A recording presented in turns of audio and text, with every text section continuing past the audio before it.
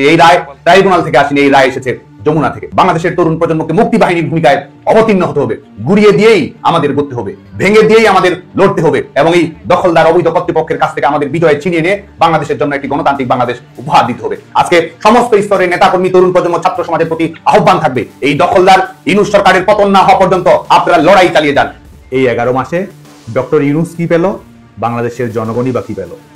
Doctor Yunus নিজেকে অন্তর্বর্তী সরকারের প্রধান হিসেবে দাবি করেন, অথচ এই সময়ে তিনি সরকার, রাষ্ট্রযন্ত্র এবং আইনকে ব্যবহার করেছেন নিজের ব্যবসা বাণিজ্য বাড়ানোর কাজে।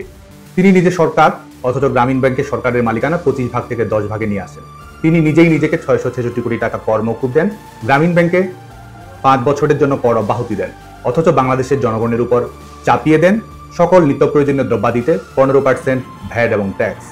এই সময়ের মধ্যে তিনি লাইসেন্স নিয়েছেন অনেকগুলো, পেমেন্ট সার্ভিস প্রোভাইডার পিএসপির জন্য নিয়েছেন সমাধান সার্ভিসেস লিমিটেড, এছাড়াও লাইসেন্স নিয়েছেন রিক্রুটিং এজেন্সি, এমনকি বিশ্ববিদ্যালয়েরও। এই হচ্ছে তার অর্থনীতির হাল হকিকত। আর বাংলাদেশের অর্থনীতির অবস্থা কি? বাংলাদেশে তার সময়ে জিডিপি 36 বছরের মধ্যে সর্বনিম্ন 3.3%।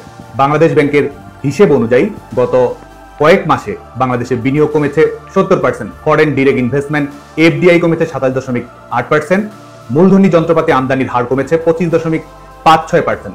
বাংলাদেশে এডিপি বাস্তবায়নের হার এ যাবৎকালের মধ্যে সর্বনিম্ন। তিনি মেধার কথা বলেন, অথচ এই হলো তার পারফরমেন্স। বাংলাদেশে মূল্যস্ফীতি বর্তমানে 10%, খাদ্য মূল্যস্ফীতিও 10%-এর কাছাকাছি। তিনি নিজেকে আন্তর্জাতিক মানের খেলোয়াড় হিসেবে প্রতারিত হতে স্বাচ্ছন্দ্য বোধ করেন, অথচ তার পারফরমেন্স দক্ষিণ এশিয়ার মধ্যে সবচেয়ে খারাপ।